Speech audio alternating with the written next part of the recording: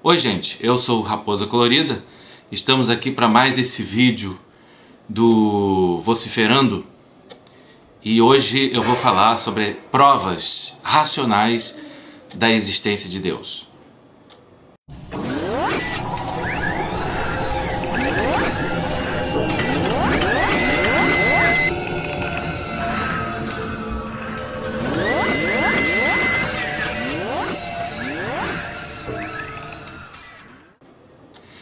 Gente, olha, quando a gente fala de prova da existência de Deus, primeiro a gente tem que explicar o que é prova, o que é uma demonstração. Então, gente, eu ouço muitos ateus que falam que não existem provas da existência de Deus, que no caso não tem como provar, a ciência não aceita, ou pelo menos não a ciência, mas a maioria dos cientistas ou dos integrantes da comunidade científica não aceita o conceito de Deus por falta de prova. Essa é a alegação que a maioria deles faz. Agora, para poder haver um diálogo entre duas pessoas, elas têm que concordar sobre as condições, os conceitos, ou sobre os fundamentos, ou sobre aquilo que vai servir de fundamento para, digamos assim, uma demonstração racional. Então convém eu dissertar aqui sobre o que seja provar alguma coisa. O que é uma prova? Alguém sabe o que é provar? Eu vejo que fala-se para nada dizer. Bom, em lógica, provar significa apresentar um argumento. O argumento ou silogismo nada mais é que a expressão oral ou escrita de um raciocínio. Então, em lógica, a prova é o silogismo ou o argumento. Então, o que é provar alguma coisa? Provar alguma coisa significa apresentar um argumento que fundamente, que que esclareça, ou seja, que justifique racionalmente uma determinada afirmação, uma determinada alegação. Então, o que é um discurso racional ou racionalmente fundamentado? Aquilo que é argumentado, aquilo que é fundamentado por argumentos. Geralmente, esse silogismo ele deve partir de determinados princípios universalmente válidos, que são os postulados, os axiomas e as definições. Bom, então isso significa provar.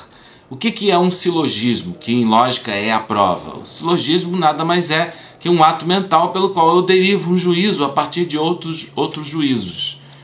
Então, por exemplo, se eu digo assim, um tal objeto é quadrado, logo ele possui 4 lados. Então, o juízo, o objeto possui 4 lados, é extraído ou é inferido do que foi dito anteriormente do outro juízo. O objeto é quadrado. Isso é um exemplo que eu estou dando. Então, raciocinar que significa derivar juízos a partir de outros juízos. E a expressão oral ou escrita de um raciocínio é o silogismo, é o argumento. Bom, não vou me deter muito nisso. Então, gente, olha, dentro de um silogismo eu tenho as premissas e a conclusão. Então, o que são as premissas de um argumento? O que são as premissas de um silogismo? É aquilo que os juízos que servem de base e que estão respaldando conceitualmente a afirmação que é feita depois, quer dizer, a tese, ou uma determinada alegação, uma afirmação de alguém.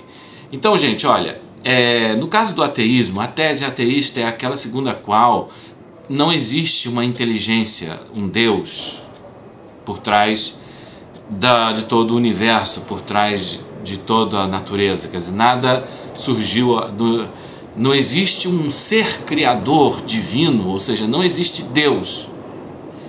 Então, quais são as premissas do ateísmo? É que tudo surgiu do acaso, a vida surgiu do acaso, e todas as coisas, e você dizer que surge do acaso, muitas das vezes isso te leva a outra premissa, de que então as coisas evoluem das formas mais simples para as formas mais complexas, né?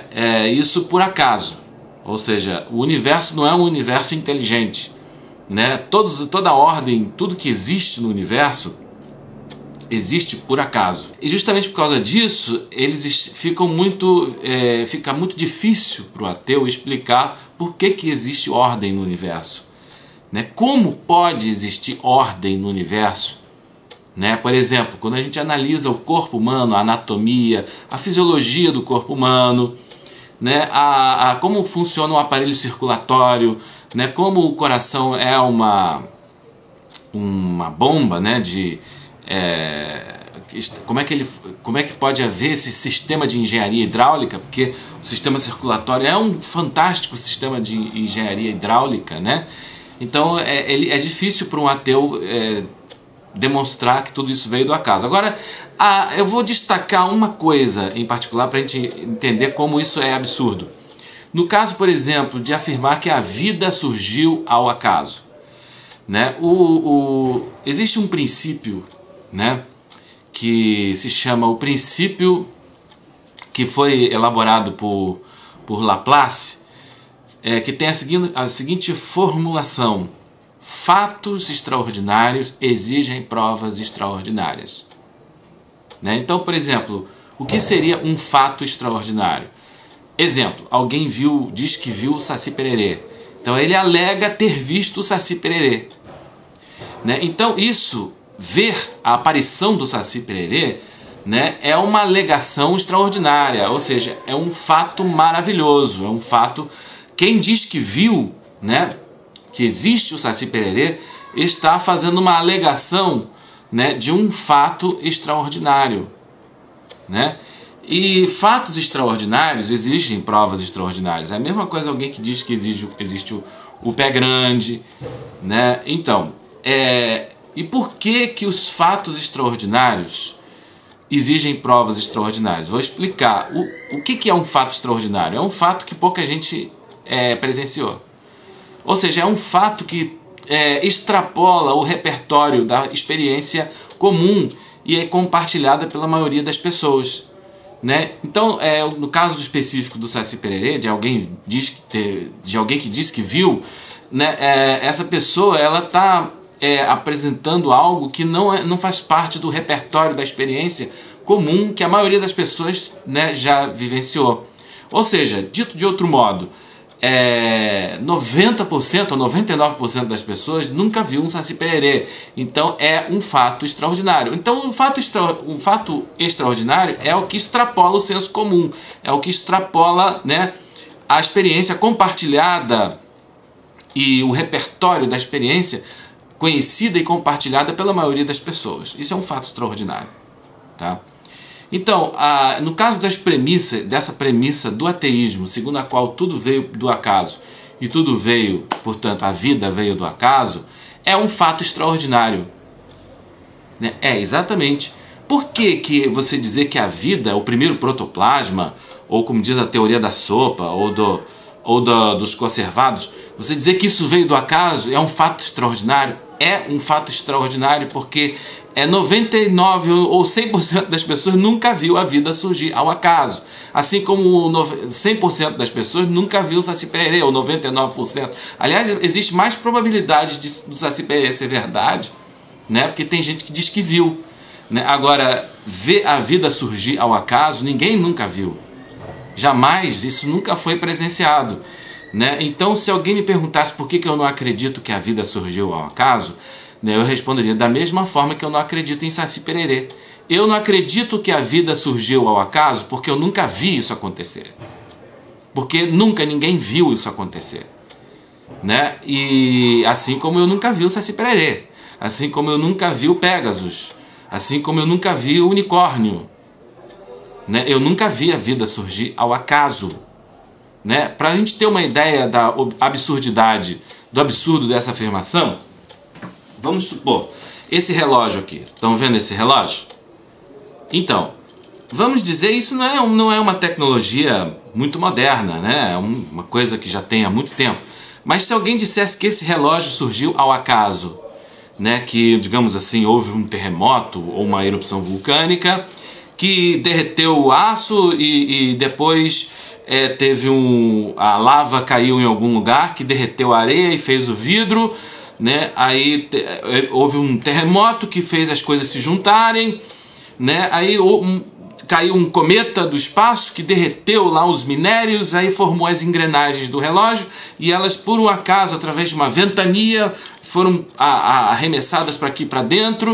Aí teve uma outra erupção vulcânica que derreteu mais minério, que fez essa tampa aqui atrás e, por um acaso, né, ou de repente um mamute foi lá, deu um coice e o negócio foi, enfim. Né? Imagina, isso daqui, se alguém afirmasse isso, eu não poderia acreditar, porque isso extrapola a experiência comum, né? Isso extrapola o senso comum. Eu nunca vi isso acontecer, né? Agora você imagina os organismos vivos, que são muito mais complexos do que esse relógio, né? Você vê o corpo humano, a anatomia, a fisiologia do corpo humano, muito mais complexa do que esse relógio. Se é absurdo dizer que esse relógio surgiu ao acaso, muito mais ainda dizer que a vida ou que os seres vivos, os animais, os vegetais surgiram ao acaso, né? Então por aí já se vê que para que alguém demonstrasse isso, sendo um fato extraordinário, teria que apresentar uma prova extraordinária, porque esse princípio elaborado por Laplace, segundo o qual, né, fatos extraordinários ou fatos maravilhosos exigem provas extraordinárias e maravilhosas, a ciência não faz. Eu nunca vi a ciência me apresentar uma prova extraordinária para demonstrar o fato extraordinário que ela alega de que a vida surgiu ao acaso. Beleza? Então, então por aí já seria uma forma de falsificar o ateísmo, porque segundo o princípio da não contradição e também o princípio do terceiro excluído, né, há e não há não podem ser verdadeiros ao mesmo tempo, ou seja, um enunciado e a sua negação não podem ser verdadeiros ao mesmo tempo. Ou A é verdadeiro e não A é falso, ou vice-versa, né? Aí o terceiro excluído, né, exclui a possibilidade de haver uma terceira alternativa, né? Ou ou não é. Então, se nós falsificamos as premissas que fundamentam o ateísmo, né, infere-se um falso silogismo e você falsificou a tese ateísta. Né? E pelo princípio da não contradição, né, a tese contrária ou do terceiro excluído seria verdadeira. Bom, gente, um outro argumento contra que fundamentaria a existência de Deus, falsificando-se a tese contrária, a tese de que Deus não existe, né, através do princípio da redução ao absurdo, mostrando todo o absurdo da tese segundo a qual Deus não existe, né, que seria mais ou menos isso, é meio complicado de falar, entendeu? Então a primeira parte que eu apresento, eu já falei, que é o princípio de Laplace, fatos extraordinários exigem provas extraordinárias. Mas há um outro problema, ainda, só para fechar essa parte, né, é que um fato que acontece por acaso, mais uma vez esse enunciado, a afirmação de que a vida surgiu ao acaso, ela não é demonstrável pelo método científico, né? Ela não é testável pelo método científico. Por quê? Porque só é demonstrável pela ciência o que é reprodutível, tá? Então só é científico, só pode ser ciência aquilo que é reprodutível. Exemplo, Isaac Newton diz que a aceleração da força de gravidade é de 10 metros por segundo ao quadrado, né? Isso se repete a qualquer momento, né? Basta que sejam dadas as condições para que eu tenha esse fato acontecendo. Então, o que é um fato reprodutível? É aquele em que, dadas as condições X, eu terei necessariamente o resultado Y, ou os resultados Y. Né? Então, isso é uma condição que a gente pode dizer que é reprodutível. Né? Ou seja, um fato reprodutível, ele pode ser a todo instante testado, verificado e corroborado, né, através de algum experimento.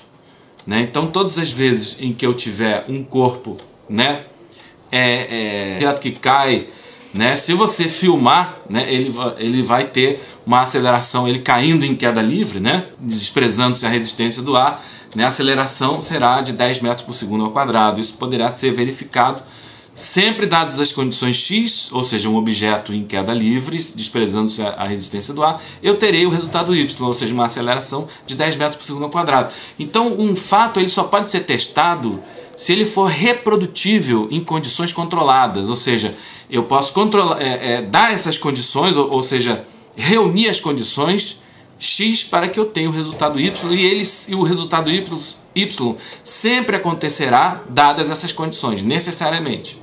Né? Só que não é assim com relação ao acaso.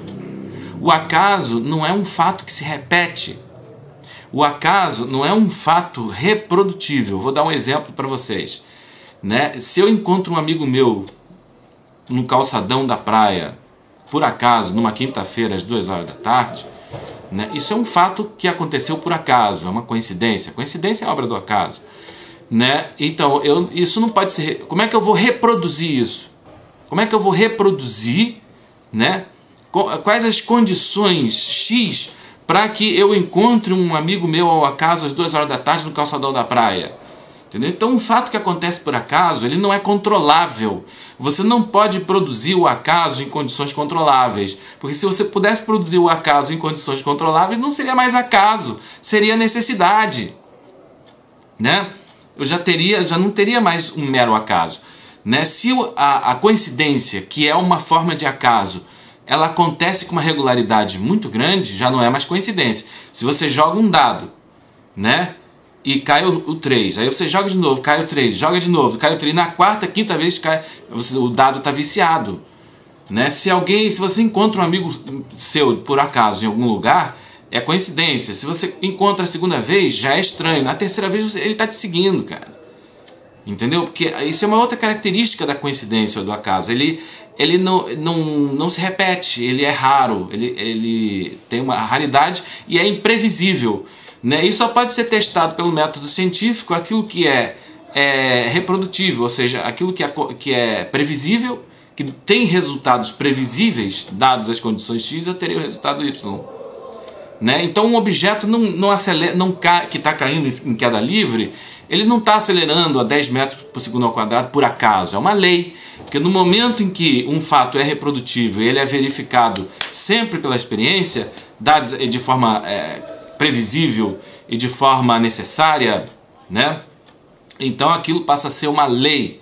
Né? Quando uma hipótese científica é corroborada pela experiência, né? e dentro de condições controladas, aquilo deixa de ser uma hipótese e passa a ser uma lei científica. Né? É o caso das leis de Newton e tudo mais. Mas não pode haver, a vida a surgir ao acaso é um fato único e contingente. Você não pode reproduzir isso. Você não pode reproduzir a vida surgindo ao acaso. Né? O acaso não é reprodutível, o acaso não é previsível, logo não é demonstrável pelo método científico. Será que vocês, ateus, podem entender uma coisa dessa? Só para eu terminar. Certa feita eu estava conversando com um ateu na internet a respeito de um vídeo no YouTube mostrando uma cirurgia do Dr. Fritz, em que ele fazia a cirurgia sem anestesia. Então um certo cientista falou assim, repete isso em condições controláveis que eu acredito. Aí ele escreveu isso, né? Então eu escrevi como resposta a seguinte, eu dei a seguinte resposta para ele. Bom, a ciência diz que a vida surgiu ao acaso. Repete isso em condições controláveis que eu acredito. Né? Então nisso ele replicou e escreveu a seguinte coisa. Me dá 3 bilhões de anos que eu repito. Aí eu mais uma vez escrevi e disse o seguinte. Um fato que demora 3 bilhões, 4 bilhões de anos, 3 bilhões de anos para ser reproduzido não é testável, não é reprodutível e não pode ser demonstrado pelo método científico. Então dessa vez ele se calou. Gente, muito obrigado e até o próximo vídeo. Esse é o canal do Raposa Colorida, o Vociferando. E se gostou, dá um joinha. Se não gostou, dá um dislike. Até a próxima.